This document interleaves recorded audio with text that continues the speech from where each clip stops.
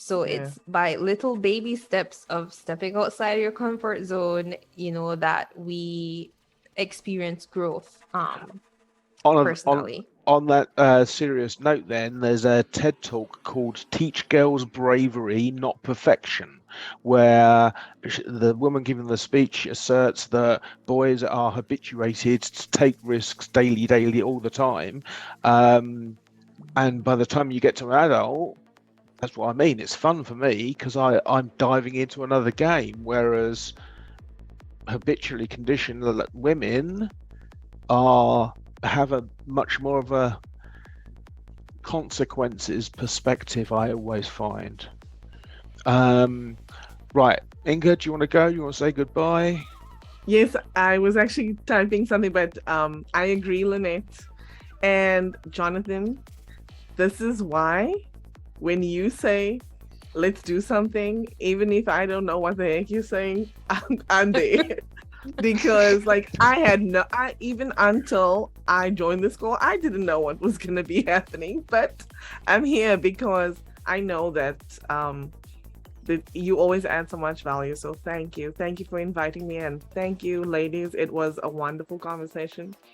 I hope that you have an awesome rest of your Tuesday. Be blessed, and let's stay connected. This was awesome. We can do a Wicked. part 2. I'm open to that too. Well, invite them. So actually, it's Inga's first birthday for her podcast show on the 9th.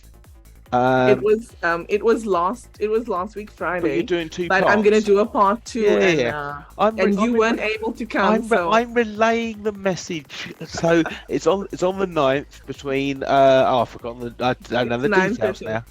It's usually an hour at 9:30.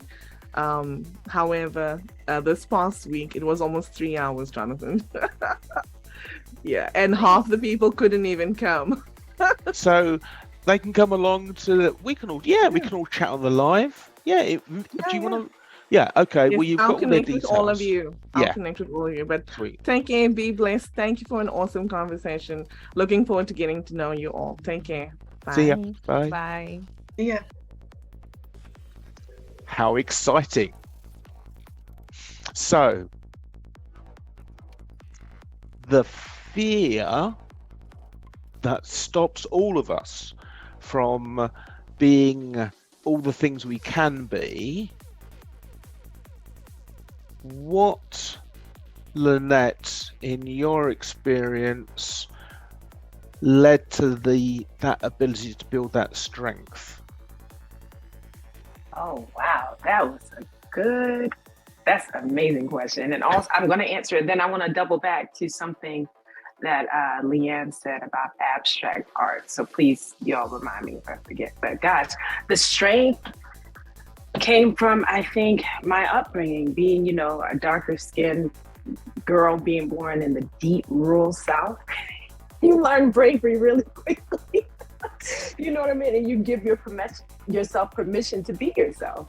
You know what I mean? Because I've heard it all ever since I was a child. The first time I was called a racial slur, I was in kindergarten. I was 5. So from that, you kind of develop a skin that's tough. And I don't really care what anyone thinks or says about me because number one, they don't really like themselves. And number two, they don't know me.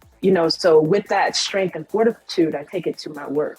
You know what I mean? So, because I have to put myself out there because, oh my gosh, I felt so much resonance when you were sharing the story of, J.K. Rowling and other art, the author that you were telling me who changed her name and wrote under a pen name so she could get her manuscript produced. I found that so relatable on the woman side as well as being a Black woman as well. It's just kind of like when people see my work and then they see me, it's a little bit of a disconnect, and either they want to rock with it or they don't. But I'm okay. I'm not trying to sell myself to anybody. I don't have to. I've done that for years and years and years.